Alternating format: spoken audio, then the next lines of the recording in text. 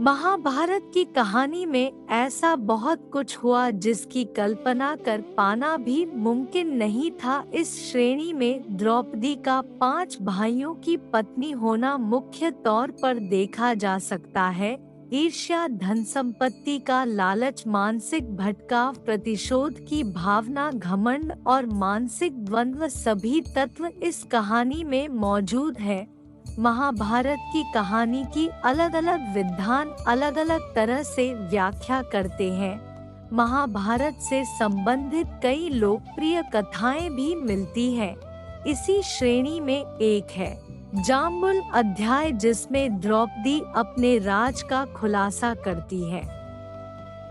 द्रौपदी 5 पांडवों की पत्नी थी, लेकिन वह अपने 5 पतियों को एक समान प्यार नहीं करती थी। वह सबसे ज्यादा अर्जुन से प्रेम करती थी, लेकिन दूसरी तरफ अर्जुन द्रौपदी को वह प्यार नहीं दे पाए क्योंकि वह कृष्ण की बहन सुभद्रा से सबसे ज्यादा प्यार करते थे। एक प्रचलित कथानक के मुताबिक पांडवों के निर्वासन के 12वें वर्ष के दौरान द्रौपदी ने एक पेड़ पर पके हुए जामुनों का गुच्छा लटकते देखा। द्रौपदी ने तुरंत ही इसे तोड़ लिया। जैसे ही द्रौपदी ने ऐसा किया, भगवान कृष्ण वहां पहुंच गए। भगवान श्री कृष्ण ने बताया कि इसी फल से एक साधु अपने 12 साल का उपवास तोड़ने वाले थे। द्रौपदी ने फल तोड़ लिया था, जिससे पांडव साधु के कोप का शिकार हो सकते थे।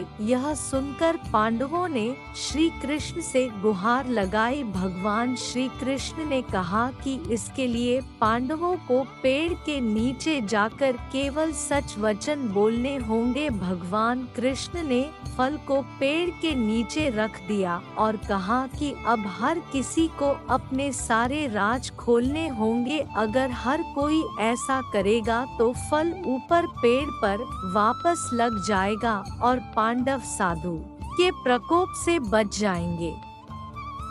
सबसे पहले श्री कृष्ण ने युधिष्ठिर को बुलाया। युधिष्ठिर ने कहा कि दुनिया में सत्य, ईमानदारी, सहिष्णुता का प्रसार होना चाहिए, जबकि बेईमानी और दुष्टता का सर्वनाश होना चाहिए। युधिष्ठिर ने पांडवों के साथ हुए सभी बुरे घटनाक्रमों के लिए द्रौपदी को जिम्मेदार ठहराया। युधिष्ठिर के सत्य वचन कहने के बाद फल जमीन से 2 फीट ऊपर आ गया। अब श्री कृष्ण ने भीम से बोलने के लिए कहा। साथ ही श्री कृष्ण ने भीम को चेतावनी दी कि अगर तुमने झूठ बोला तो फल जलकर राख हो जाएगा। भीम ने सबके सामने स्वीकार किया कि खाना, लड़ाई और नींद के प्रति उसकी आसक्ति कभी कम नहीं होती है। भीम ने कहा कि वह धृतराष्ट्र के सभी पुत्रों को मार देंगे।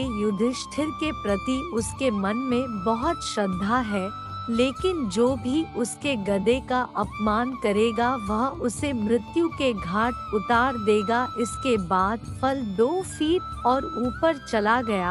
अब अर्जुन की बारी थी। अर्जुन ने कहा कि प्रतिष्ठा और प्रसिद्धि मेरी जिंदगी से ज्यादा मुझे प्रिय है। जब तक मैं युद्ध में कर्ण को मार नहीं दूंगा, तब तक मेरे जीवन का उद्देश्य पूरा नहीं होगा। मैं इसके लिए कोई भी तरीका अपनाऊंगा, चाहे वह धर्म विरुद्ध ही क्यों ना हो। अर्जुन ने भी कुछ नहीं छिपाया। अर्जुन के बाद नकुल और सहदेव ने भी कोई रहस्य न छिपाते हुए सब सच सच कह दिया। अब केवल द्रौपदी बची थी। द्रौपदी ने कहा कि मेरे 5 पति मेरी 5 ज्ञानेंद्रियों, आँख, कान, नाक, मुंह और शरीर की तरह है। मेरे 5 पति हैं, लेकिन मैं उन सभी के दुर्भाग्य का कारण हूँ। मैं शिक्षित होने के बावजूद बिना सोच विचार कर किए गए अपने कार्यों के लिए पछता रही हूँ। लेकिन द्रौपदी के यह सब बोलने के बाद भी फल ऊपर नहीं गया। तब श्री कृष्ण ने कहा कि द्रौपदी कोई रहस्य छिपा रही है।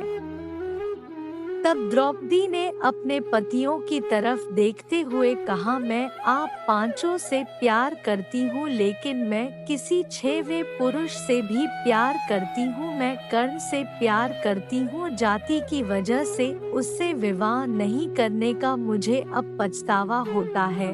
अगर मैंने कर्ण से विवाह किया होता तो शायद मुझे इतने दुख नहीं झेलने पड़ते, तब शायद मुझे इस तरह के कड़वे अनुभवों से होकर नहीं गुजरना पड़ता। यह सुनकर पांचों पांडव हैरान रह गए, लेकिन किसी ने कुछ कहा नहीं।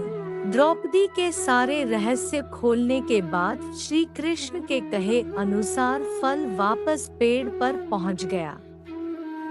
इस घटना के बाद से पांडवों को यह एहसास हुआ कि 5 बहादुर पतियों के होने के बावजूद वह अपनी पत्नी की जरूरत के समय रक्षा करने नहीं पहुंचे। जब द्रौपदी को उनकी सबसे ज्यादा जरूरत थी तो वे कभी उसके साथ खड़े नहीं हुए। इस पौराणिक कहानी का एक निहितार्थ यह भी हो सकता है कि हर किसी के कुछ राज होते हैं जिन्हें वह खुद तक सीमित रखता है।